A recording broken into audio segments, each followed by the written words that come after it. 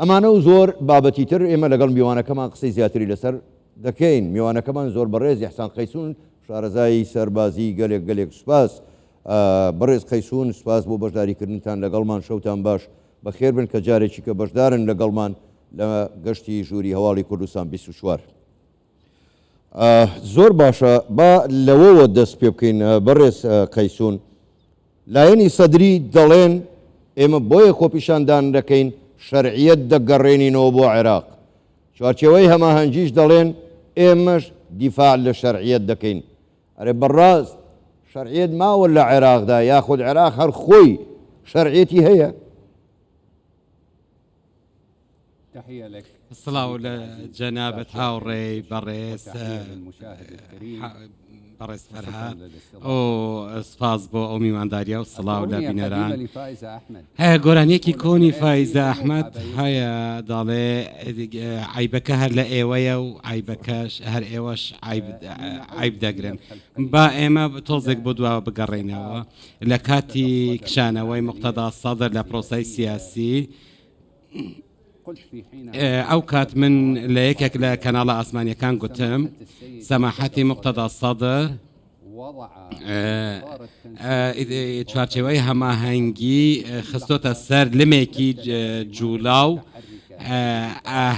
ئیتر بمپێی لەرزۆک بووە. بۆچی من ئەو قسەیەم کرد؟ چونکە من دەزانم زۆر بەباشی هێزی موقتەدا سەدر لا تەنها ئەو 73 پەرلەمانتارانەیە کە لە ژێر قوبەی پەرلەماندا بوون. هێزی ڕاستەقینەی موقتەدا سەدر ئەو بنکەی جەماوەری و میلیە بنکەی گەلە جەماوەرە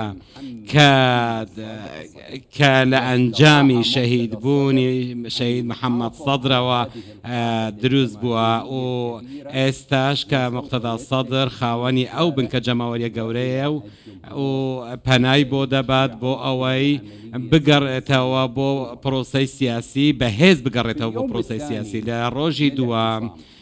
لە ڕۆژی دووەمی خۆپیشاندانەکان من ئەو خۆپیشاندانە بە ڕاپەڕینێکی ملی دەزانم کە هەڵقوڵاوی ئامانجەکانی موقتەدا سەدرە. چونکە ئەگەر بگەڕێت بۆ ئەوەی کە ئامانجەکانی موقتەدا سەدر چییە؟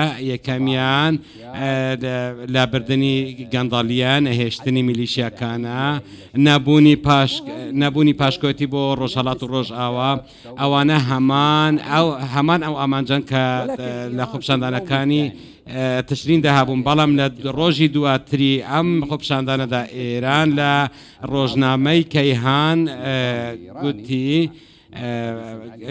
کە زمانحاڵی عەلی خامنەیە ئەو ڕۆژنامەیە ئەو خۆپیشاندانەی بە فتنە ناوبرد. چونکە خۆپیشاندەران گوتیان ئێران بەڕەواتە ئێران بڕۆ دەرەوە بۆ ئەوەی بەغدا ئازاد بێت. بۆیە بەو ناوە ناوی برد. ئیتر زانی کە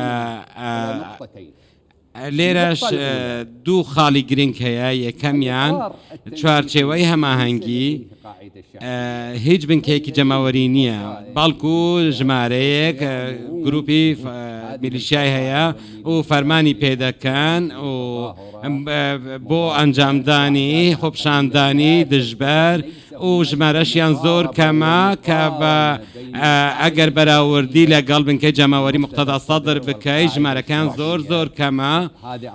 ئەمە یەکەم. دووەم پشتی بە شتێکی تکە بەسووە ئاشتەوایی کۆمەڵایەتی ڕێگە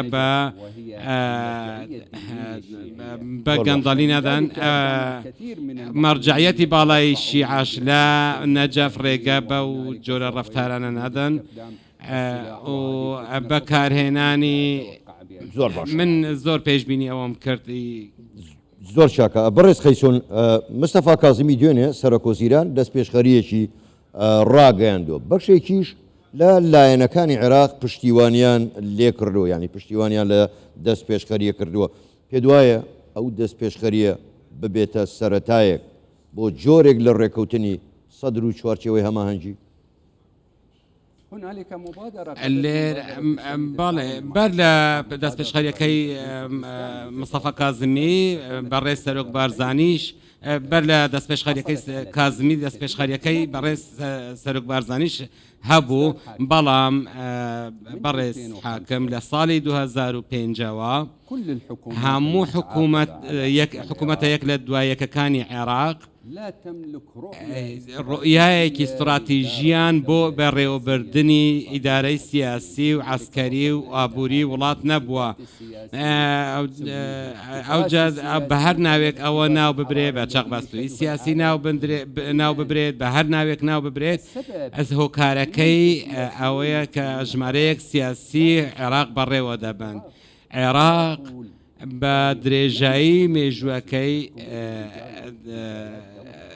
پیاوانی دەوڵەت بەڕێوەیان دەبرد بەڵام ئەوانەی ئەو سیاسیانە ئێستا عێراق بەڕێوە دەبن ژمارەیان زۆر کەمە کە بە پیاوانی دەوڵەت ناو ببین چونکە هەمویان زیاتر گرنگی بە بەرژەوەندەکان تایبەتەکانی خۆیان دەدەن و هەمویان لەسەر بنەمای قاشکردنی کێکی دەسەڵات ڕێک دەکەون هەروەها بۆ ئەمەش بۆ ئەو دیمەنە ئازاربەخشە دروست کراوە بەڵام ئایا بەڕێز سەماحەتی مقتەدا سەدر لەو خۆپشاندانە لەو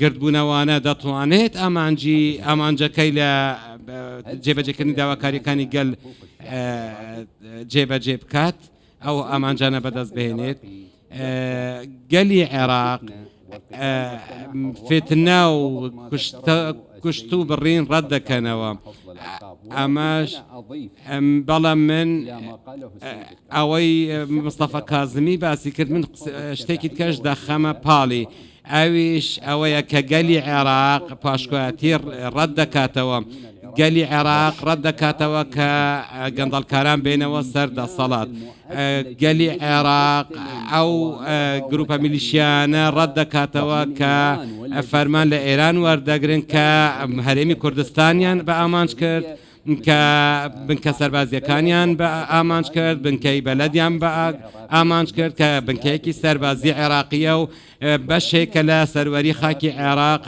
و گەلی عێراق ئەوە ڕەت دەکاتەوە لەبەر ئەو هۆکارانە من پێت دەڵێن بەڕێز فەرهاد سیستەمی سیاسی لە عێراق شەرعیەتی ئەخلاقی خۆی لەدەستداوە نەک یاسای لەبەرچی چونکە ئەگەر حزبی سیاسی کاتێک ئەوان باڵێکی چەکداریان هەبێت کە زیاتر لە 650 ملیار دۆلاری عێراقی دەدزن کاتێک فەرمان لە وڵاتێکی دیکە وەردەگرن زۆر باش لەو کە حاڵەتە ئەوان شەرعیەتی خۆیان لەدەست داوە زۆر باشە بەڕێز خەیسوون ئێستا دەنگۆی ئەوە هەیە گوایە ئامری لەگەڵ سەدر کۆ ببێتەوە قەیس کاز عەلیش دەڵێ ئامری شێخی چوارچێوەی هەماهەنگیە چەندە ینی پرسیارەکە ئەمەیە چەند ئەگەری ئەوە هەیە ئامری لە هاوپەیمانێتیەکەی لەگەڵ نووری مالیکی بێتە دەرەوە و لەگەڵ سەدر ڕێک بکەوێت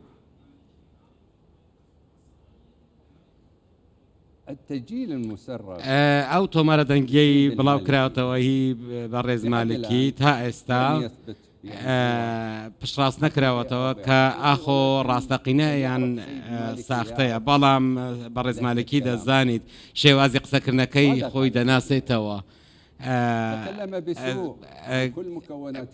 بەڕێز مالکی لەبارەی هەموو پێکاتە عێراقیەکانەوە بە خراپی قسەی کردووە لەبارەی کورد و ڕاشی گەیاندووە کە ئەو متمانەی بە هیچ بە سوپای عێراق نییە بە هیچ هێزێکی عێراق نییە و هیچ پێگەیەک بۆ ئەواندانانێ هەروەها داوا لە گروپە چەکدارەکان دەکات کە ڕاستە خۆ ببەسرێنەوە بە فەیلقی قودسی سەر بە سوپای پاسدارانی ئێران ئەم